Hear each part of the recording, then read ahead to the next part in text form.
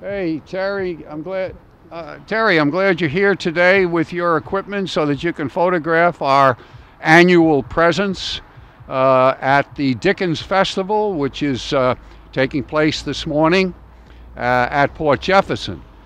And of course, the Dickens Festival suggests that everything connected with Dickens was very festive.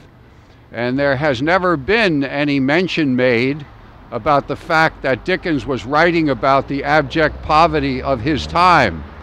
So for the last couple of years, our group, North Country Peace Group, has been joining the activities over there in order to help people come to the realization that it may not be in their best interest to be influenced by the well-dressed, by those dressed in the wonderful gowns and the tuxedos, but rather to concentrate on the fact that Dickens was alerting us to conditions that existed in that 18th, 19th century.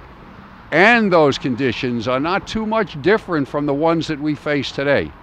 We have all sorts of illustrations, maybe presented in a more sophisticated form, of exactly what was taking place during Dickens' times.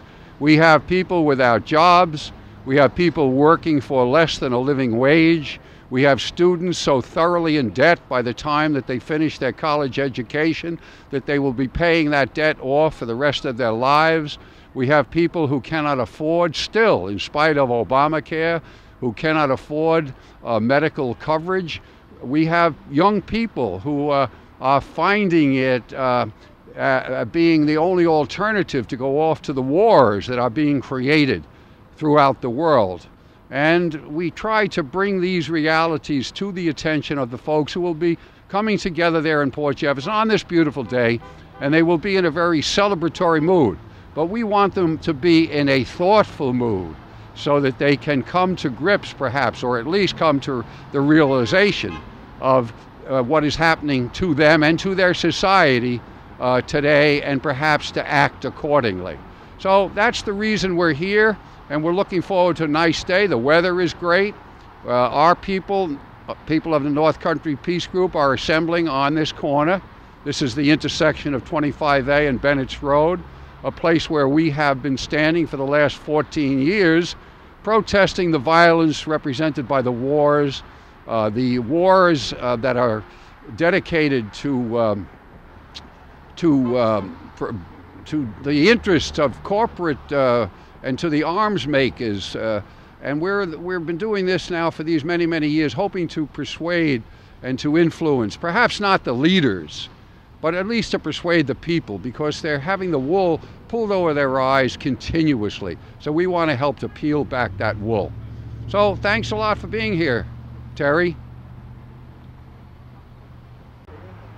Hi, my name is Myrna Gordon. I am with the North Country Peace Group. Today, we are at the corner of Bennett's Road and 25A in Setauket, New York. In about an hour or so, we are going to be arriving in the village of Port Jefferson at their annual Dickens Festival. Each year, the North Country Peace Group has an action there, and we are the opposite of what's happening at the Dickens Festival. They present a very, very joyful time during the Dickens era. They are prancing around in these beautiful Victorian costumes and celebrating all the festivities. And we are there to let people know that during the time of Dickens, those were not the times that should be displayed. We are an organization that works for peace and social justice. We want to bring attention at the Dickens Festival that people are losing their jobs. Jobs are outsourced. They are in dire need of a higher minimum wage, and that is why the fight for 15 is so important. People are having very, very difficult times. Their homes are being held up for foreclosure, unpaid medical expenses, and many people, and especially students graduating from college, are having extreme difficulty repaying their student loans, and some even going into debt. So today we are letting the people at the Dickens Festival in Port Jefferson know that This is reality. You prancing around in Victorian costumes is not reality. You are representing the 1%. We are here to represent the 99%. Thank you. My name is John Robinson. I live in Setauket. I've been standing out here most Saturdays since the fall of 2002 as a reaction initially to our planned invasion of Iraq. I come weekly because I am incredibly saddened and also angered by our misuse of our tremendous human, physical, intellectual resources.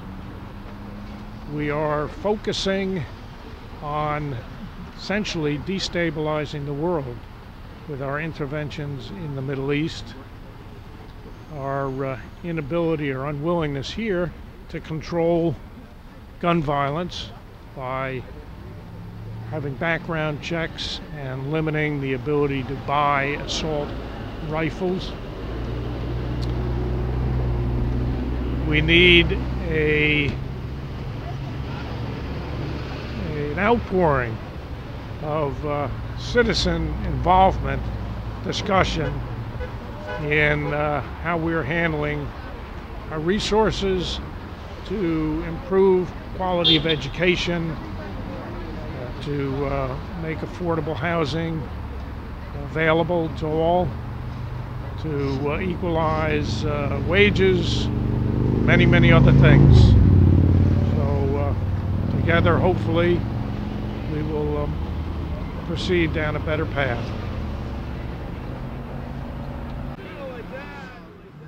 Wait, we want to wait for Chuck. Chuck.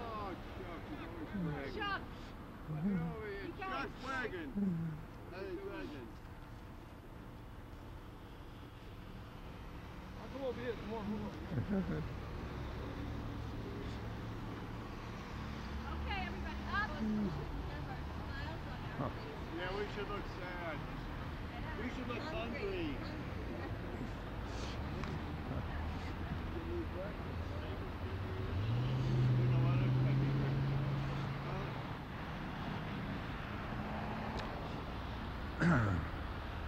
And what we all have to be aware of is these prisons need to be swept away. Just think, he lives in a football.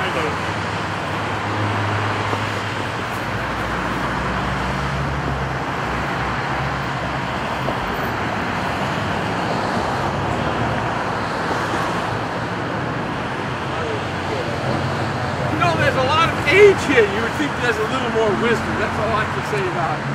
There's plenty of age, but I don't know about much wisdom. I think we should start with the youngest. Who's that? I think we should start with the youngest. There's got to be one of the ladies, I'm certain. There is no youngest.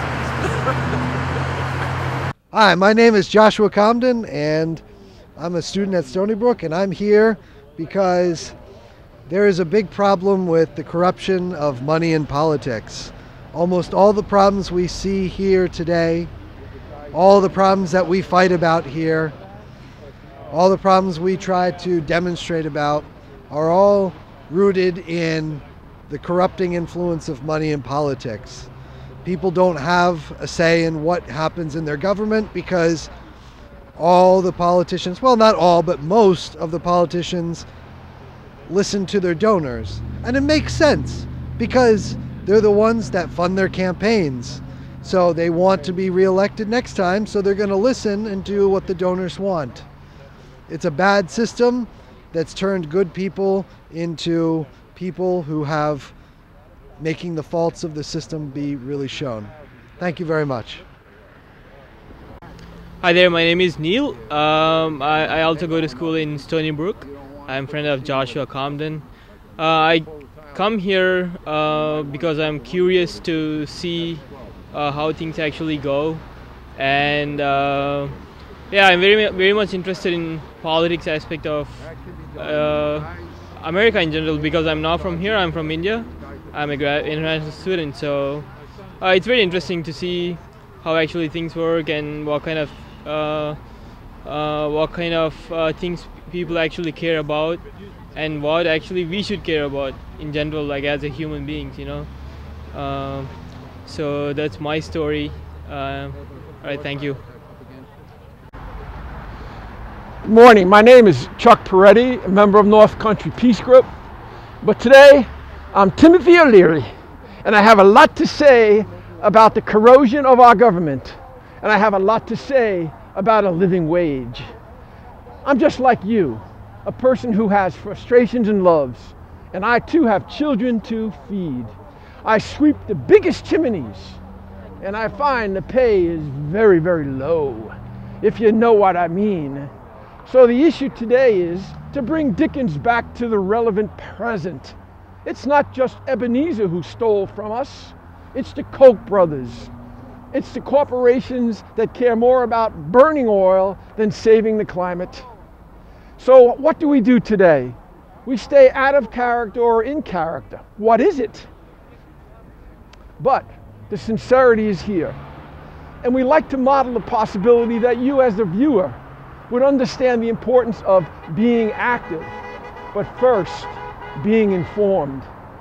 Being informed means spending some time away from agenda-driven media on television. Being informed means going to sources of news that really show a balanced international perspective. It's the perspective we're trying to generate in climate change negotiations. It's the perspective we're trying to generate in the United Nations. And I hope it's the perspective we're trying to generate in terms of diversity in America. So that's why we're here today. This corner experience has always been to help people know the value of peace. The important value of peace that I think most of us have in our hearts. Even if you have peace in your heart, most people want to advance it. And this is a way to do it. There's many ways to do it, but activism is the key. Please, your vote really does matter, and an informed vote about the real principles of America, the principles of accepting diversity and being creative in our use of the resources, the real values of America that say freedom matters, but it matters to make choices for yourself, not to have other people make choices for you. And that's where the creativity comes in. I want to thank you for viewing our video today, and I want to welcome you to the North Country Peace Group every Saturday here at Bennett's Road and 25A. Top of the morning to you. Paul Hart. I'm a member of the North Country Peace Group. I've been coming to this corner since December of, I think, 2002. I became really involved in the peace movement at that time. I thought it was a horrible mistake, and I was afraid a lot of really negative things would happen. Unfortunately, they did. In fact, things are worse now than I thought they'd be. I think I'm just here standing for peace because the violence just begets more violence, which is my philosophy. It's got to stop. I'm concerned about my grandchildren and their kids, and I try to be a concerned world citizen. And that's it. I'm a veteran. I served in the U.S. Coast Guard, 1967, 1971. I reluctantly supported the war at the time, the Vietnam War at the time. May have been a mistake. I think it was a mistake. And I'm here to try to influence a little bit, just whatever I can influence, just to try to send a message to someone and make them think. That's it. Okay, my name is Robert Poland. I'm a longtime resident of Setauket, and I'm here today to support the North Country Peace Group in their effort to try and help the poor and the middle class in this country get a better life. Try and help people understand that even though we're at a holiday season, that there are millions of people who won't be able to enjoy this holiday because of their economic status. And I'm really hoping that we can get more people who are in a festive mood these days to understand it's okay to be happy and to have a good Christmas and a good Hanukkah, but it's also important to understand the vast numbers of people who can't enjoy this holiday. No future if you don't raise the minimum wage. Jesse, I thought you were going to be here. No, we get stuck on the corner. We landed in ice cream. We passed the anchor on the point there. That is. And we had staff on this guy really had the whole white kid. Was he a passenger or was he a flight attendant? No, he was a passenger. Oh my gosh, why did they lock him up? He was a passenger. He got Mrs. Foster.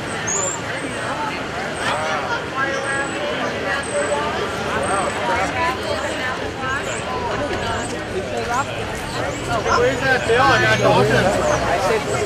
I'd like to set up. We need to raise minimum wage so I can get Alexander to prison. Think about the future for your children, please. No future if you don't raise minimum wage. What conference is this called? No, not the protest. I meant I don't know if it's 11:56 or Minimum wage. Come on, come on, right. Mom, I'm gonna come here about it. I'm still fucking good. I barely got a phone call.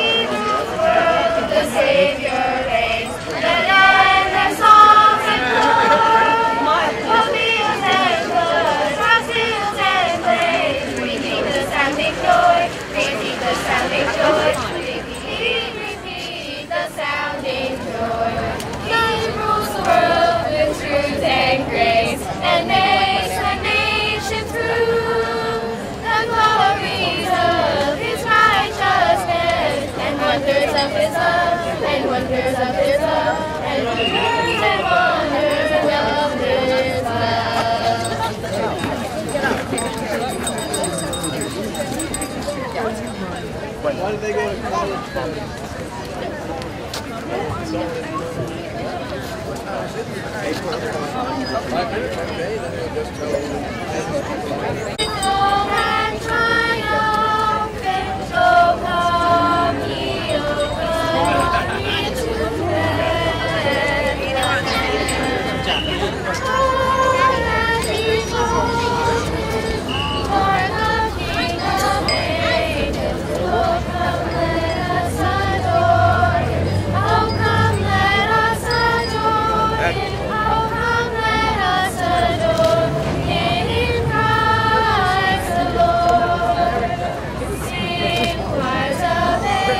What, Mother?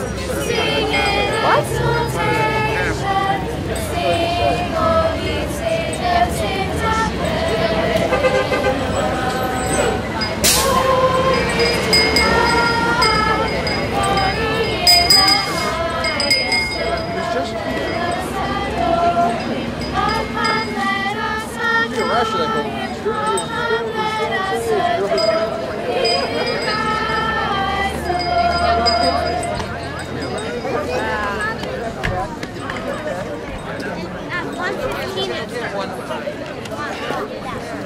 I thought there were usually more than others at 5. 5 dogs. Huh? We have all 5 dogs. I think right now we have 1. 2.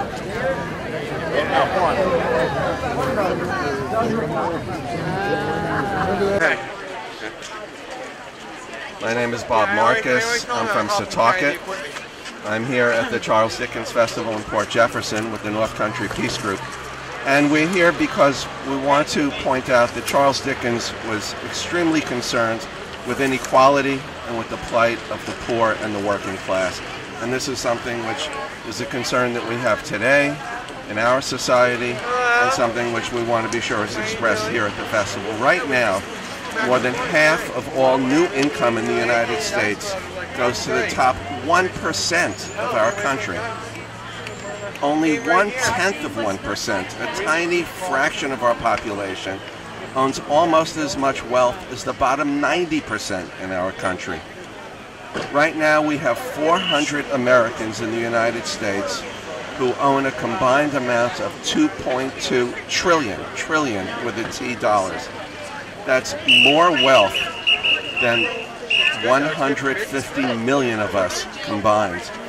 This inequality not only weakens our economy, but very importantly, it weakens our democracy.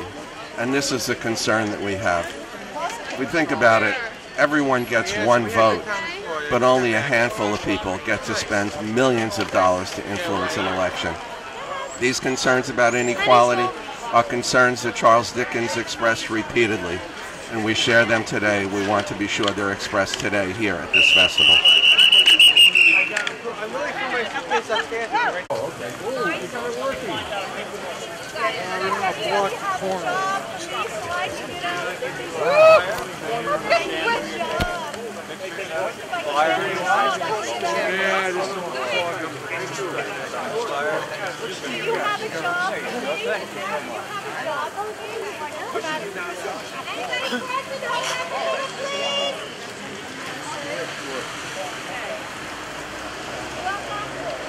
Hi folks, we're here today to remind you all that Dickens wrote about poverty. Such stories as David Copperfield, Doris, Christmas Carol. And we're here to point out the writing about those topics. They pertain to us today, maybe in slightly different ways. But there are so many among us who work long hours for a very small wage, a wage that can't be called even a living wage. There are many among us without medical coverage. You hear all the constant cries about there's no money. And yet there's always money to go to some foreign country. And yet we have bankruptcies galore. We have foreclosures. We have all sorts of forms of poverty in the richest country in the world.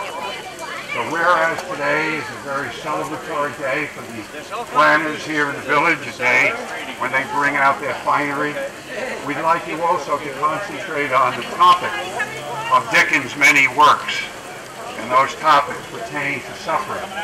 People suffering. You might ask yourself, well, I'm not suffering. And if that's the case, I'm happy for you. But it's in that atmosphere that you can give very careful attention to the common good. And maybe think back to the time when we heard the statement made, what's so bad about the common good? Well, let's think about those things today. Take a look at the signs and the bars that some of our people are standing behind, and think about what they represent, and think about what is happening in your contemporary society today that closely resembles what's being pictured. So, there's a very serious side to Dickens, and we're here to remind you of that and to cause you to stop and to think about each other. And if you, as I say, are doing well, there are many among you who are not doing well. So let's think about I hope you're making a living wage with that salary of yours. These next 2 days.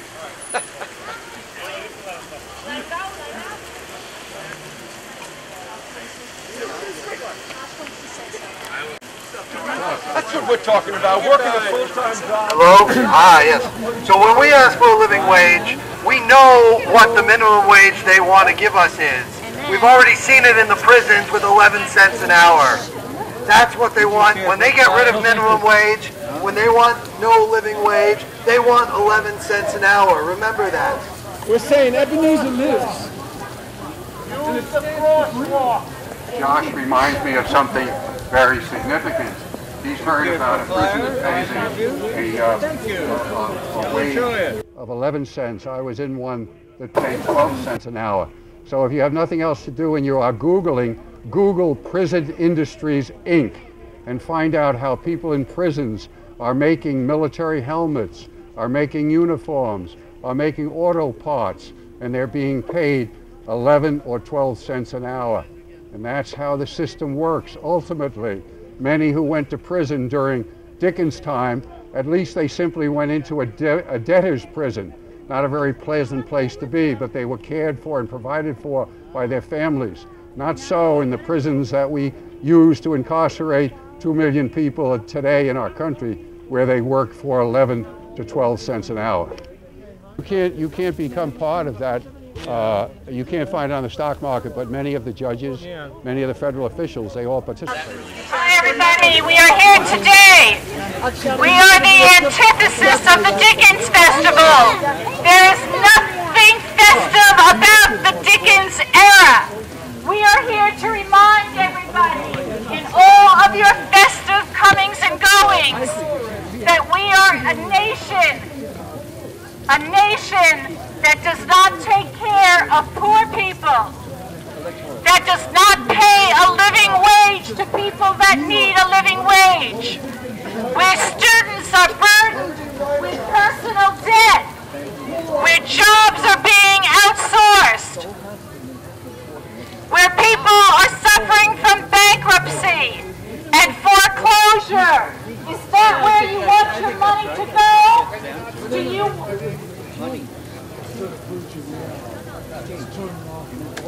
Is that where you want your money to go while our infrastructure is collapsing? We are here to promote peace and social justice and to bring awareness to poverty, to joblessness. Money for infrastructure, for education, for medical care. We do not twirl around in Victorian dresses or high hats. Yes. Hey, there you go. We're looking for something. We're looking for a living wage, if you know what I mean. Is it $8.75 enough money? Can you raise children on $8.75? They raised the minimum wage, but then they all made them all part-time. Talk about a living wage. Now they're getting the same pay they're getting before. And they're raising the minimum wage on those poor people. Thank you. John, I never expected to see something like you under the tree.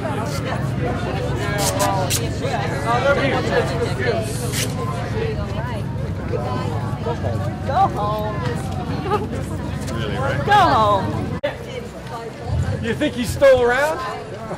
Hey, here comes the horses. Don't forget, free the horses. Who's got the microphone?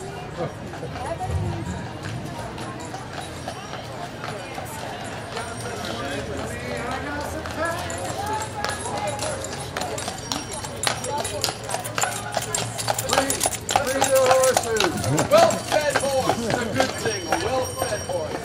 Free the horses. Dickens right about. Empire National Bank. Yes, it is an empire. We got the name right. Spend our very last dime. No work to make it up, no work to make it up. And $15 an hour is a dream, and $15 is a dream, and $15 is a dream. We'll all be in debtor's prison after this. Yeah, we're going to be in prison. Speaking of prison. Yeah. Whenever you can, stay out of debt and go to school and pay your taxes. Look at, they give me a little old